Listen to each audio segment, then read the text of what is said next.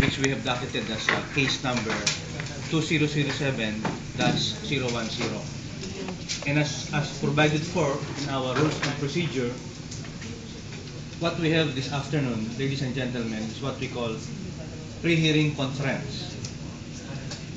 The intention of which is to have a possibility of amicable settlement between the complainant and the respondent. Of course, that is also with an end in view of having a prompt disposition of the complaint. We have called the two parties in executive session, first the respondent and then the complainant. We have asked what are their talking points. We have also asked them what are the demands of each party. So, for information, TextPower as the complainant requested that Globe revert back to its old promo rates prior to the complaint.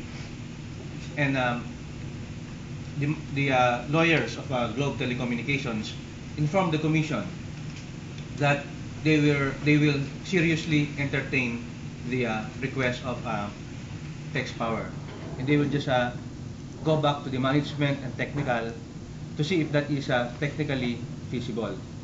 So in order to afford another venue for amicable settlement, we have set the meeting again on Valentine's Day, February 14, for another amicable settlement. And finally, on February 20, to determine if indeed the parties were able to arrive at amicable settlement. Sir, why is there so amicable settlement? Why don't the MTC decide whether or not what Globe did is legal or illegal? Because that is part of our procedure. So why come up with an amicable settlement? What is the settlement for?